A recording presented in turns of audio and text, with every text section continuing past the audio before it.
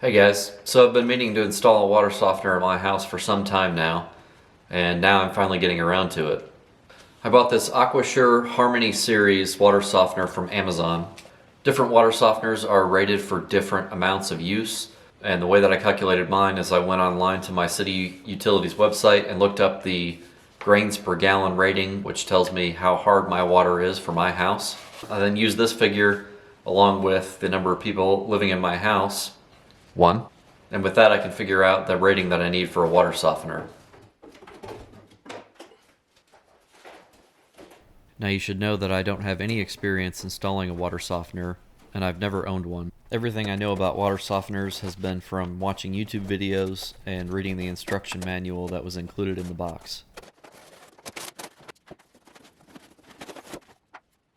After I unboxed everything and started sizing up all the parts, I then started reading the manual to understand how the water softener operates. I learned that water flows into the resin tank through a bypass valve. The resin tank contains plastic beads that are negatively charged, but the minerals are positively charged, causing them to be attracted to the beads. As the minerals stick, an ion exchange happens, and salt is released into the water. The water is now considered soft and flows into the rest of your house. Eventually, the beads will become saturated with minerals, and a regeneration process has to occur. This involves salt water from the brine tank being brought into the resin and washing away all the minerals out through a drain.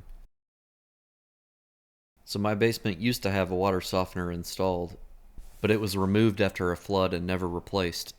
The PVC pipe and the bypass valve here are from the old system, but they look pretty cruddy, so I'm going to be removing them in this video, and I'll be replacing them with PEX. After closing the main water shutoff valve, I used a bucket to drain the rest of the water from the pipes. There was actually quite a bit of water to drain, so much that I was having doubts that the water was shut off. After a while, I went upstairs and opened one of the faucets to vent the pipes, which did help to speed things up a bit. I'm using this little pipe cutter to cut into the copper pipes and remove all the PVC pipes below. You just place it over the pipe and then tighten it down until the blade starts to dig in. You then rotate it around the pipe so that the blade scores it. Then every time you make a full revolution, you tighten it down just a little bit more. Repeat this process until the pipe is cut.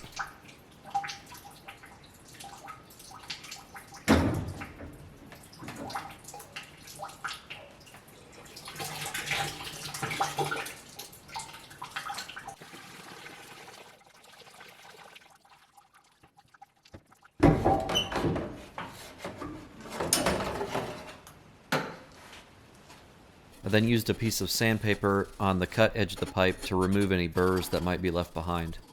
To connect the copper and PEX pipes together, I'm using this push-to-connect fitting. For the copper side, it's as easy as pushing the pipe all the way in until it's firmly seated. For the PEX side, you first add this plastic collar, and then push it in until it's seated. These push-to-connect fittings are a little bit expensive per fitting, so you wouldn't want to use them in a large job, but man, they sure make small jobs like this really easy.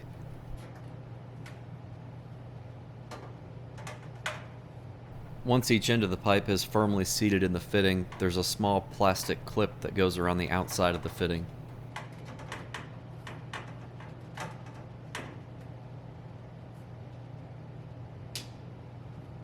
And that's pretty much all there is to it. So now that the push to connect fitting is in, I'm going to use these little elbow PEX connectors to angle the pipe back toward the 2x4s on the back wall.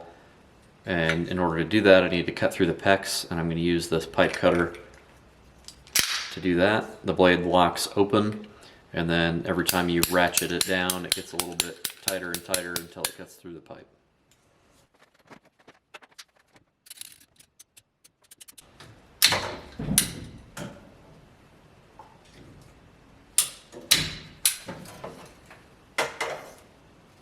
To make sure the PEX is watertight, you use crimp rings that slide over the PEX and the fitting, and then cinch it down with the crimper. Now, depending on the angle, this can sometimes take quite a bit of strength. If you're going to buy one of these, I would recommend getting the one with the longer handles to make things easier.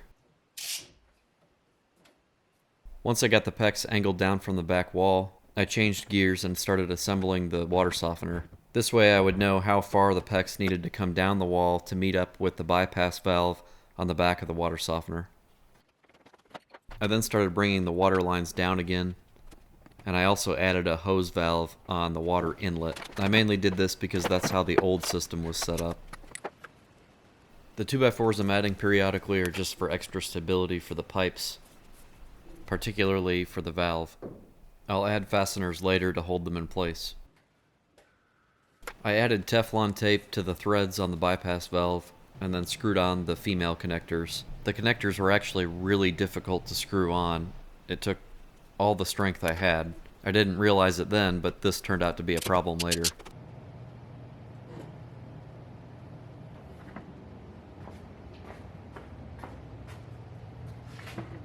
In the final stretch here, I used a couple more pieces of PEX to extend out from the bypass valve. I then connected all the tubes together using elbow connectors. I think the new tubing looks much better than the old.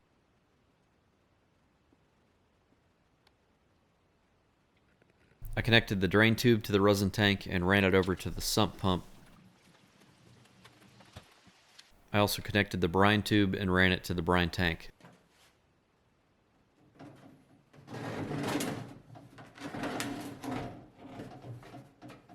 I then added some salt and secured the pipes to the wall. After turning the water back on though, I saw that I had a leak at both connections on the bypass valve. Remember how I said these brass fittings were really hard to screw on?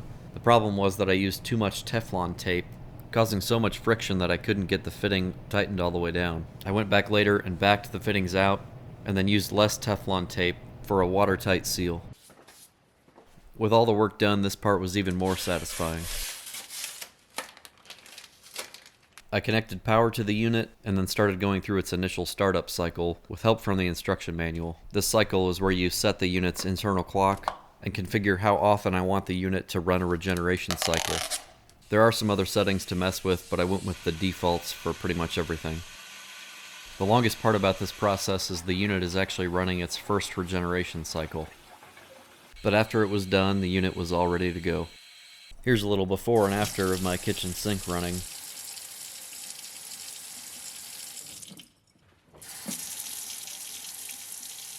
It looks pretty much the same, doesn't it? Honestly, I don't really know what you were expecting. So one thing to remember is that your hot water heater is probably still going to be full of hard water after you install the water softener. For me, I took a shower the next morning and didn't notice any difference and started worrying that my water softener wasn't working properly, but then I realized what was going on. So what I ended up doing was I just filled the bathtub with hot water and then emptied it out, and that caused the water heater to refill with soft water, and then all was good. So don't be discouraged. Thank you for watching. I hope you got something out of this video, or at least some mild entertainment, and I'll see you again on my next project.